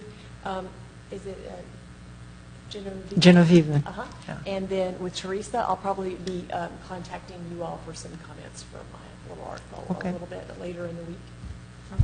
Thank you very And I much. have met Frederick before. Now, if you're going to be so nice as to put a little article in the magazine about the Public Arts Board, would there be the opportunity in there to ask for input, what people want, or just any way to ask people what they're interested in Well, seeing? you would have to have something, like, in other words, if I were having a little picture, you know, with your names, who the board members are, and that you performed, and that you're, you know, looking to add more art into the city, you would have to have something for me to tell the readers, like an email address to Yeah. write in, or a website for people to go to, or something. There would have to be something for the readers Which to we don't have. go to you guys, which would be ideal. So, you know, even if there's like a contact or something that you know, that I could include, then that way it directs people to somebody or someplace. I know you have a website and you have some information about your board on the website. I suppose, you know, maybe if we could list that, at least that's a starting point. Yeah, you Is have it to too keep it- early for us to do this, do you think? Since there's What only did you about say- 5 what did you say people about a here out of website? 9 people on Yeah. the board. We don't have a I'll website. I'll just have to say Yeah. who was unable to make it, because knowing my schedule and my deadlines, Yeah. it's now or never for a Yeah. picture, so we need to do it now. As far as a website, what I meant from that was just if I say, like, I saw a little bit of information about your board on the city website. So I could always list that, you know, for more information about the Oviedo Public Arts Board, go to www.whatever. I think that's would be Unless you help. come up with something more tangible between now and my deadlines, which, Can we look into that? Like Oviedo Arts Board at cityofoviedo.com, whatever? I can try. I mean, it will go to someone. Me. Yeah, sure. But at least we So- have, Yeah, we will have. We I mean, you don't want your address on the picture, would you? Well, my email is public records, right? Right. Already, it's in the website. The only thing is that right now, it's just managing the expectations, right? So we are starting. And I think it's good if you start, raising the expectations that, yeah, tell us what we're going to do now. I think it's managing how you start. That would be my concern, to start very aggressive. And I think we have to understand, the community and now our budget, our possibilities, and start growing, I think, slowly, more than being very aggressive too. Because if you reach out to people, they will have an expectation that things will happen, right? Yeah. So I think that it's... I guess I've got to tone myself down. Well, I think it's just, I think it's great having all this excitement is great. I mean, and to be sincere, I didn't expect to have budget so soon. So I'm also excited that we may have 3 projects, Yeah. during the first year, so that is exciting. But I think we need to be, events are, and you know that, are hard to organize. They have a lot of, they consume a lot of labor, and I don't have the staff right now. I have actually one division that has, the manager we are looking for a manager and a planner too. And this is my regular job. I have to approve projects, and this is, the daily, right, job. And Parks is going through the same thing. So we have to program that so that we move, steadily and in a way that we don't regret, doing too much too soon. To announce this then in the March-April issue, is it better to wait till No, I think it's great. It's fine? Because it's there. We have to. The conversation has to be started, right? Okay. It's just that if we don't It's have just a little saying, hey, this board is formed, it's brand new. It's Nothing, I think- yes. and check our website great. and keep tuned, right? Yes, Things exactly. that kind of thing. I think it's Okay. great. It's just that if we don't have like a way now to collect the information and do something with that, maybe waiting to see the survey would be a better way. Or we can always reach out to course. you I- for the I next want you to, for the yes. next one, right? Well, actually, one of my editors, the publisher, Mary Pando, had mentioned it, and it was funny, I was on that tour with the Sanford folks yesterday, on the local tour, because they were already on my radar because they've been around for a while, and I was going to write about the Sanford Public Art Commission anyway. So they let me come, and I just tagged along. It was fun, and we looked at all sorts of places, for sculptures and murals and mosaics, and it was pretty cool. So maybe you guys can do that sometime and invite me, and I'll come along for a little bus ride. So when you're finished with your meeting, I'm thinking maybe a picture of their bike. There's some art on the wall. Yeah, that's nice. Okay, just before the end of the meeting, our future meeting dates is Wednesday, February 14, 2018, our regular meeting, and we'll be sending... That's I a believe, toughie. That's Valentine's Day. Valentine's. Oh, that's Valentine's That's Day. right. Yeah. Yes, How but are we a lot of gonna people do? won't be here. You want to propose another date for the following week? The following week? If that works, 21st. we'll have to It'd be February 21st, is that 21st. on a Wednesday? Any day you can get it, yes.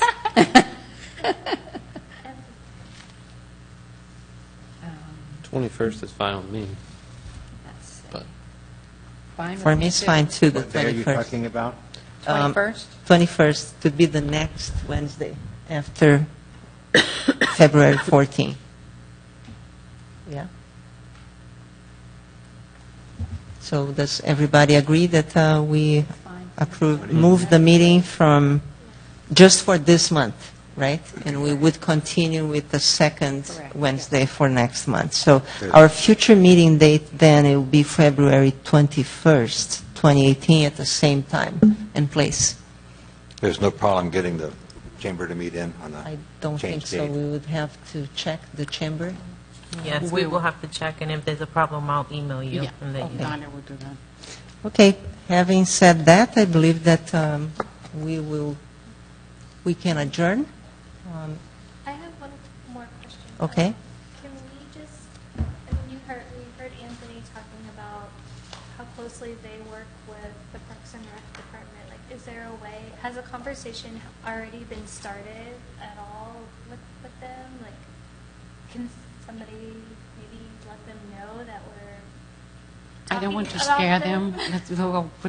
I don't want to scare them. Okay. It has to be, because Parks and Rec is very active, right?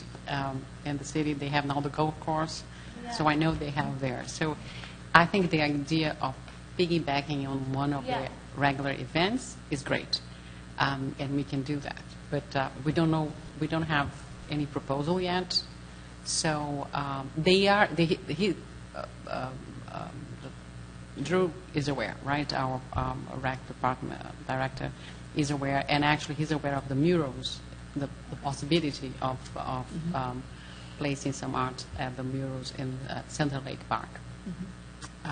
So he would be involved, as the recipient if that is the chosen project. So he's aware of the. But I don't want to start, and that is why I think it's better to. I think it's a strategy to start slow and steady, than to start very aggressive. And because we also have to learn, right? Yes. How we are going to do things. So I think that's the best approach. Okay, so if everybody agrees, we can adjourn the meeting. It's 8:05. Thank you, everyone. Yep. Take your time.